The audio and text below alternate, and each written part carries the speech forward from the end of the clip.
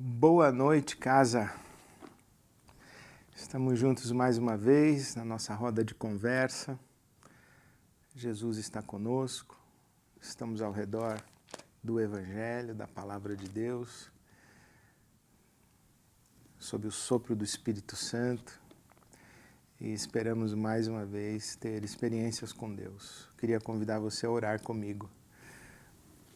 Deus, nosso Pai, nós consagramos ao Senhor esse tempo em que estamos juntos, te damos graças pela Tua doce presença, Tua doce companhia, Jesus. E consagramos todos os ambientes, todas as casas, todas as rodas de conversa,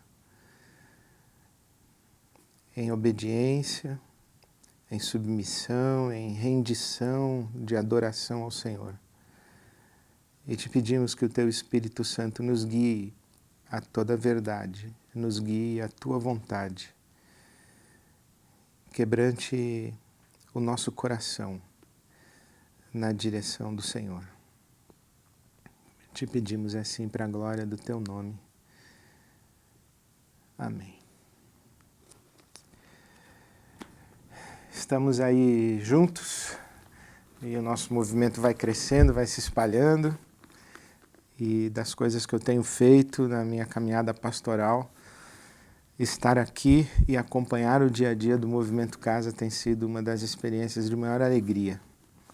E eu espero que isso também seja verdadeiro para você, para sua família, para sua roda de amigos, para sua roda de conversa. Eu queria encorajar você a seguir o nosso Instagram, Ibab Casa, e também mandar suas fotos. Você pode mandar suas fotos por mensagem direta e se você quiser mandar também pelo e-mail para nós, pode mandar que a gente coloca lá, a gente posta para você. O e-mail nosso é casa@ibab.com.br e o nosso Instagram que você pode seguir é o ibabcasa, @ibabcasa. Aí você encontra a gente lá e participa, coloca a foto da sua casa, do seu grupo, coloca a sua foto lá também. Hoje a nossa conversa começa em Lucas, no capítulo 2, o versículo 11. E a nossa conversa de hoje é uma das minhas prediletas, na verdade é um dos meus temas prediletos no Evangelho e uma das verdades mais contundentes, eu acho, do Evangelho de Jesus. Começamos em Lucas capítulo 2, versículo 11, que é a noite do primeiro Natal. Jesus acabou de nascer e os anjos no céu, que cantam glória a Deus nas alturas e paz na terra aos homens, os anjos, eles levam a notícia do nascimento de Jesus aos pastores que estão nos campos em Belém. E os anjos então dizem que hoje, na cidade de Davi, nasceu a vocês, vos nasceu o Salvador, que é Cristo, o Senhor. Hoje, na cidade de Davi, nasceu o Salvador, que é Cristo, o Senhor. Jesus nasce com uma sentença de morte.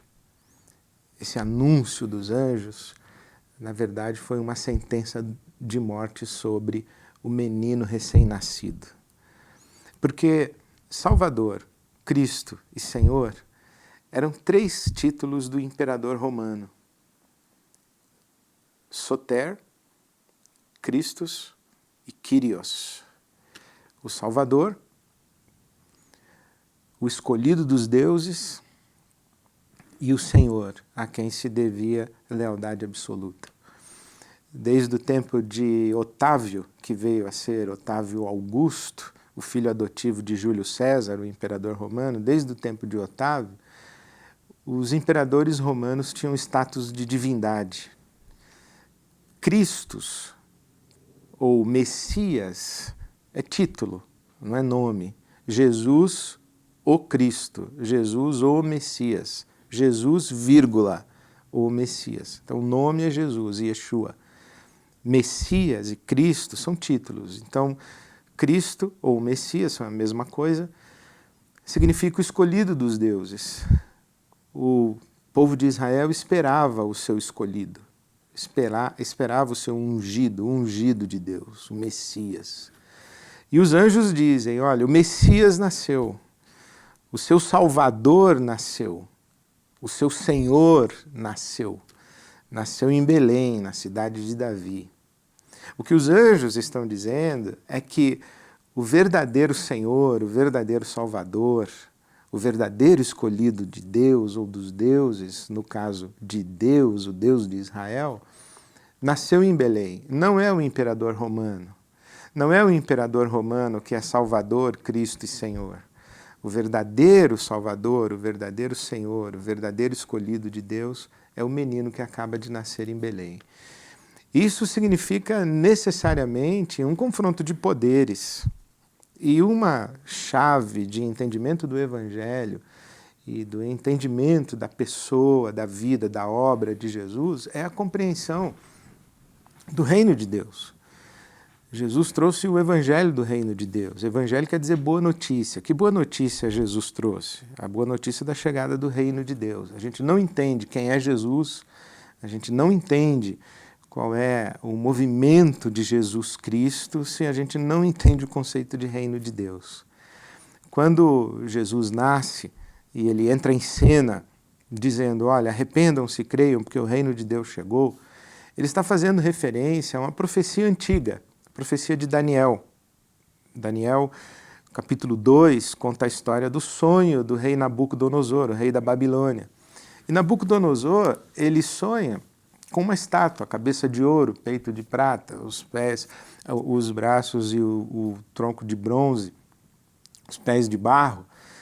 E essa estátua, Daniel, o profeta, interpreta para o rei, a estátua representa uma sucessão de reinos. E Daniel diz a Nabucodonosor, olha, a Babilônia é a cabeça de ouro.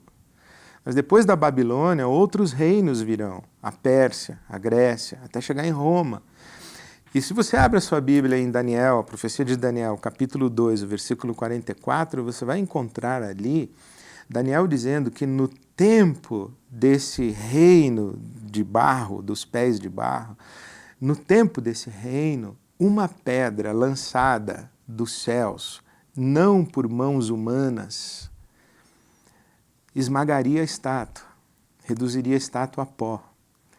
Então, quando Jesus diz, olha, o reino de Deus chegou, e quando os anjos anunciam a chegada de Jesus, dizendo, nasceu o Messias, nasceu o Rei, nasceu o Salvador, nasceu o Senhor, nasceu o escolhido de Deus, é o cumprimento dessa promessa, dessa fala de Daniel. Uma pedra foi lançada do céu e vai reduzir a estátua a pó. Roma, que já era barro, vai virar pó. É isso que a Bíblia está dizendo. Isso significa que há um conflito e um confronto entre o reino de Deus e os reinos humanos, ou a sucessão de reinos humanos. E quando Daniel fala que haveria um reino que teria início por uma pedra que seria lançado por mão não humana ou mãos não humanas, ele diz que esse reino não teria fim, seria um reino eterno. Mas por quê? Porque todos os outros reinos, eles têm fim, eles são finitos. O reino de Deus, o reino que o Messias inaugura, é um reino que não tem fim. Por isso é que Jesus, quando está diante de Pilatos, ele diz, o meu reino não é desse mundo, o meu reino não é daqui. E quando Jesus está dizendo, o meu reino não é desse mundo, ele está dizendo, o meu reino não pertence a esse mundo, mas também ele está dizendo, o meu reino não tem origem nesse mundo. O meu reino é de outra ordem. O meu reino é de outra dimensão. O meu reino é eterno. O meu reino é diferente da sucessão de reinos humanos. E por que ele é diferente? Porque ele é para sempre. Porque ele é eterno. Lembre-se que o grande dilema da humanidade não é um dilema de escolher entre o bem e o mal. Adão, o nosso ancestral, a humanidade em Adão, não está diante de um dilema moral. A gente precisa superar a leitura do Evangelho em chave moral. Quando a gente lê o Evangelho em chave moral, a gente pensa que pecado é fazer coisa certa ou fazer coisa errada. Pecado tem a ver com isso, que pecado é desobedecer a Deus. Então, pecado é fazer as coisas que Deus não gosta ou deixar de fazer as coisas que Deus gosta. A gente trata pecado em chave moral. A gente trata pecado como desobediência a mandamentos. Mas existe uma coisa anterior à chave moral, que na teologia e na filosofia a gente fala da chave ontológica, da questão do ser, da condição de ser. O grande dilema de Adão não é escolher o bem e o mal, escolher entre o bem e o mal. O grande dilema de Adão é que ele está diante de duas árvores, a árvore do bem e do mal e a árvore da vida. Esse acesso à árvore do bem e do mal é a maneira como a Bíblia está dizendo de que a humanidade pretende uma autonomia em relação a Deus e pretende sustentar-se em si mesma. É uma forma de dizer não a Deus. Adão não é apenas um ser humano ou um filho de Deus desobediente em termos morais. Adão é um ser em rebeldia contra Deus e que pretende uma independência em relação a Deus, uma autonomia em relação a Deus. Adão é o ser humano que diz não para Deus, e quando ele diz não para Deus, ele pretende sustentar-se a si mesmo, a criatura não se sustenta. Então, digamos assim, que Adão ele quer pular para fora de Deus. É como o meu braço querendo sair do meu corpo e continuar vivo fora do meu corpo. Não é possível. Não é possível o ser humano pular para fora de Deus e continuar existindo. É isso que quer dizer a morte, isso que quer dizer a finitude. Então o grande problema do ser humano é a morte, é a finitude, é que tudo que é humano acaba. E porque é finito e porque é tocado pela morte, aquilo que é humano se degenera, aquilo que é humano se corrompe, aquilo que é humano apodrece. A humanidade ela encontra sua plenitude na experiência de Deus e na experiência com Deus. Por isso é que Jesus, o Cristo, o Messias, o Filho de Deus, esse que traz o reino de Deus, traz um reino que é para sempre. Porque é um reino em submissão a Deus. É um reino que está dentro de Deus, e porque dentro de Deus ele é eterno. E aí a gente aprende uma outra coisa muito importante da Bíblia Sagrada. É que eterno não significa apenas para sempre. Não significa apenas que não tem fim, é que vai durar muito tempo. Eterno não é uma questão apenas de temporalidade. Eterno é também uma questão de qualidade. E quando a gente vai pensando nessas coisas, a gente vai entendendo que a experiência com Jesus Cristo não é a adoção de uma nova filosofia de vida, não é a adoção de uma nova moralidade, de uma nova moral. É uma experiência de transcendência. A experiência com Deus, que a Bíblia vai chamar, nas palavras de Jesus, de novo nascimento, é uma experiência que nos dá acesso ou nos oportuniza, nos possibilita uma outra dimensão de existência, a dimensão do Espírito. Toda a linguagem bíblica vai falar disso. Então Jesus é aquele que traz um reino que ele não tem fim, porque ele dura para sempre, mas ele também não é desse mundo, ele não é dessa ordem finita, ele é eterno, ele é qualitativamente diferente. Quando a gente tem a experiência com Deus, isso nos afeta. Os teólogos discutem se muda a nossa natureza, se muda a nossa condição. O fato é que quando você está numa relação de submissão a Deus e ao Espírito de Deus, você é capaz de viver coisas que sem Deus você não vive.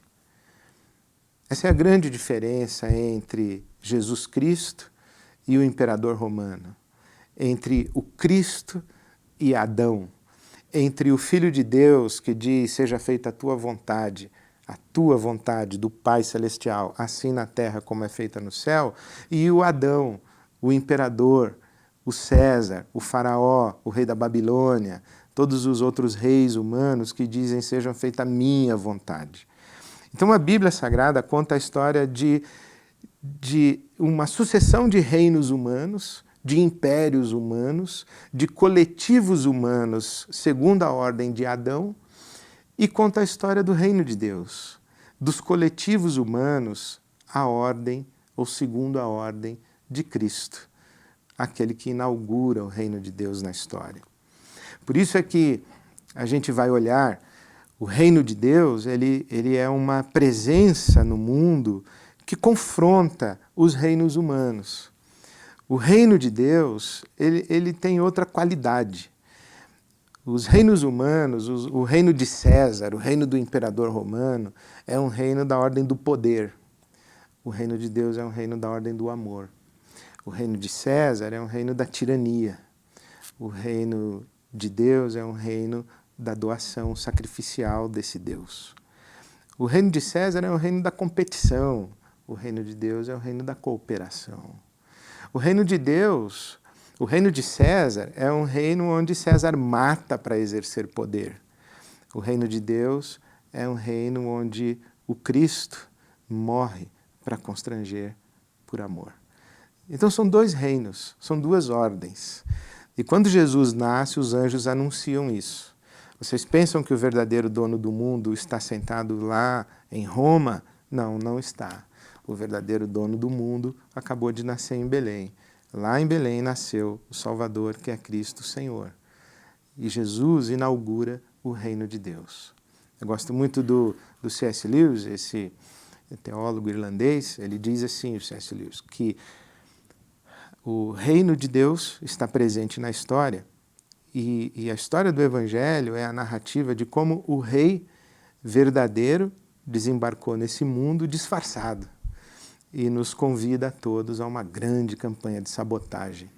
Então, quem somos nós, os seguidores de Jesus? Nós enxergamos naquele menino que nasceu em Belém, naquele homem de Nazaré, com os pés empoeirados, naquele Cristo crucificado e ensanguentado ali naquela cruz do Calvário, nós enxergamos o escolhido de Deus, o Salvador e o Senhor, o dono do mundo. O rei de um reino que é de outra ordem, um reino que não terá fim, um reino que é para sempre e é qualitativamente diferente. Então nós enxergamos Cristo assim. Ele estava disfarçado, mas ele é o Senhor dos senhores, o Rei dos reis. Ele é o Rei do reino eterno. E nos convida a todos uma grande campanha de sabotagem. Sabotar o quê? Sabotar os impérios de César e sabotar os reinos humanos. E dizer que os reinos humanos, eles não podem continuar fazendo vítimas do jeito que eles fazem. A gente que segue a Jesus, e Jesus é apresentado na Bíblia como o príncipe da paz, então nós somos pacificadores. Nós somos seguidores de Jesus por isso. Nós vivemos no mundo segundo a lógica, não dos reinos humanos, não das Romas, das Babilônias, dos Egitos. Nós vivemos no mundo segundo a lógica operativa do reino de Deus, o reino de amor. E nós estamos sabotando os reinos do mundo. Então a minha sugestão para você e para a conversa que vocês podem ter agora é fazer essas perguntas. Você consegue enxergar o reino de César presente no mundo de hoje? Você consegue enxergar esses impérios humanos no mundo de hoje? Onde eles estão? Que nomes você pode dar a eles? É claro, nós podemos dizer que os Estados-nações que vivem fazendo guerra, vivem competindo, disputando territorialidade, fazendo escravos, que todas essas são expressões dos reinos humanos da ordem de Adão, da ordem de César. Mas existem outros coletivos humanos onde a vontade humana prevalece contra a vontade de Deus. Você consegue enxergar mini-impérios e mini-imperadores e mini-imperadoras, pessoas que se acham donas do mundo e pessoas que se acham donas do seu mundinho, e causam mal e que machucam pessoas e ferem pessoas? Você consegue enxergar? Gostaria que você compartilhasse um pouco isso aí. Desses reinos humanos, desses impérios humanos, quais são os sinais deles no nosso mundo? Quais são os sinais desses reinos que, por exemplo, causam indignação em você? Onde você fica indignado, indignada, quando você vê os reinos humanos causando males e fazendo vítimas? Quais são esses sinais? O que causa indignação em você? O que causa tristeza em você? Onde estão esses reinos humanos? Mas também eu queria sugerir que vocês conversassem sobre a presença do reino de Deus, porque Jesus disse: o reino de Deus chegou, Jesus inaugurou o reino de Deus na história, então o reino de Deus também está presente. Existem coletivos humanos onde as pessoas estão em busca de fazer mesmo a vontade de Deus na terra como é feita no céu. Existem pessoas que exercem a sua presença no mundo na perspectiva de servir, na perspectiva de se doar, na perspectiva do amor. Então, onde estão? Você consegue ver sinais do reino de Deus no mundo? Onde está a beleza do reino de Deus no nosso mundo? Você consegue identificar e dar exemplos? Então, compartilha com o seu grupo. Uma terceira sugestão que eu faço para a sua conversa é você trabalhar em termos práticos como é que nós podemos buscar hoje, no nosso mundo, o reino de Deus e a sua justiça. Jesus falou isso para a gente, que a gente devia buscar em primeiro lugar o reino de Deus e a justiça do reino de Deus. Então, como é que a gente faz isso? É indo na igreja domingo? Como é que a gente faz isso? É cantando louvor? Como é que a gente faz isso? Tendo uma vida religiosa? De que maneira a gente busca em primeiro lugar o reino de Deus e a justiça do reino de Deus? Dê exemplos práticos. Eu queria sugerir também que na sua conversa você falasse da sua experiência pessoal. Onde está o reino desse mundo? Onde está o reino de Deus? Como é que se busca o reino de Deus? Mas na sua experiência pessoal e no seu horizonte de relações e de influência. Claro, você pode falar assim, um dos sinais da presença do reino de César nesse mundo é a guerra, é a fome. É verdade, isso é verdade.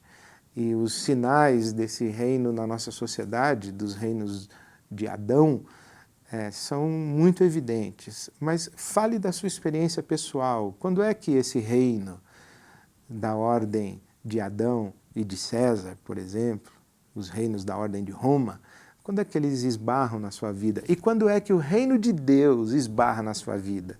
Quando é que a beleza do reino de Deus encontra você? Compartilhe isso aí com as pessoas. E não esqueça de escrever uma oração ao final. Eu já sugeri e renovo a minha sugestão que você tenha um caderno para anotar as suas orações, escreva as suas orações e, ao final, leia a sua oração para o seu grupo, para a sua família e acolha também em silêncio a leitura das pessoas que compartilharão com você a oração que escreveram. E que Deus abençoe vocês, que Jesus que está presente aí na sua roda de conversa, onde você está, Jesus que está presente nessa nossa grande roda de conversa de hoje à noite, abençoe a sua vida, abençoe a sua casa, abençoe a sua família e dê uma noite muito abençoada para você. Até quinta, se Deus quiser.